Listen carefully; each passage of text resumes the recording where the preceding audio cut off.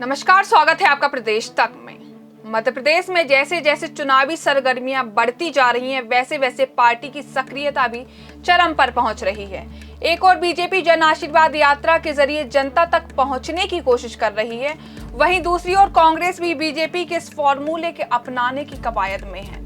कुछ समय पहले कांग्रेस ने बीजेपी जन आशीर्वाद यात्रा के जवाब में जन आक्रोश यात्रा निकालने का ऐलान किया, जिसकी शुरुआत 15 या 16 सितंबर से शुरू होगी। आपको बता दें, ये 7 यात्रा प्रदेश के अलग अलग हिस्सों से निकलेंगी। चुनाव के मद्देनजर राजनीतिक पार्टियों की सक्रियता देखकर यह साफ है कि दोनों मुख्य विपक्षी दल कांग्रेस और बीजेपी किसी भी तरह की परेशानी मोल लेना नहीं चाहती है।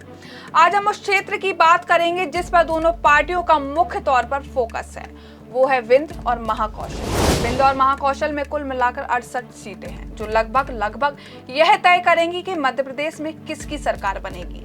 इसी वजह से बीजेपी ने अपनी पहली जन आशीर्वाद यात्रा की शुरुआत यहीं से की थी। वहीं अगर कांग्रेस की बात करें तो इन दोनों जगह पर कांग्रेस जमकर फोकस कर रही है। कांग्रेस की स्टार प्रचारक प्रियंका गांधी ने तो महाकौशल के जबलपुर से चुनाव प्रचार अभियान की भी शुरुआत की। देखा जाए तो दोनों क्षेत्रों में अलग अलग हालात हैं, क्योंकि अगर विंध्य की बात करें तो विंध्य में बीजेपी आगे है और महाकौशल में कांग्रेस।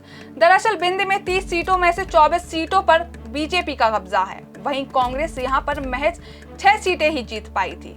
अगर महाकौशल का चुनावी गणित देखें तो कांग्रेस ने 38 सीटों में से 24 सीटों पर जीत दर्ज की थी, वहीं बीजेपी 13 सीटों तक सीमित रह गई थी। आपको बता दें, यहाँ सीट एक निर्दलीय के पास भी है। इस बार भारतीय जनता पार्टी और इंडियन नेशनल कांग्रेस ने जिस तरह से एक एक सीट को अभी से मथना शुरू कर दिया है, उसे देखकर ऐसा लग रहा है कि सत्ता की राह दोनों हिस्सों से होकर गुजरेगी।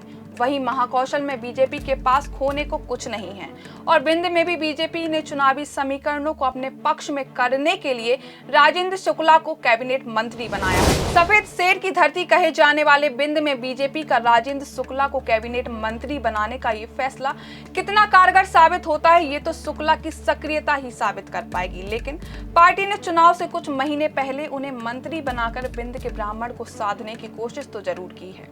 और अब महाकौशल में कांग्रेस की योजना यह है कि पिछले चुनाव का प्रदर्शन न केवल दोहराया जाए बल्कि सीटों का अंतर भी बढ़ाया जाए। वहीं बीजेपी ने अपने मंत्रिमंडल का विस्तार करने के बाद बालाघाट के गौरीशंकर बिसेन के जरिए वहां अपनी स्थिति मजबूत करने की कोशिश की है। ये तो समय बताएगा कि बिसेन कितने प्रभावी हैं। कुल मिलाकर देखा जाए तो विंध्य में भी श्रीनिवास तिवारी, अर्जुन सिंह जैसे धुरंधर भी कांग्रेस की कभी शान रहे हैं, लेकिन अब इस चुनाव में समीकरणों में कुछ बदलाव जरूर दिख सकता है। खासतौर पर आम आदमी पार्टी, बहुजन समाज पार्टी का भी चुनाव में असर दिख सकता है। और इस तरह महाकौशल में बीजेपी के लिए अगर कोई वादा है तो वो है सभी जिलों के लिए स्वीकार्य नेतृत्व का अभाव।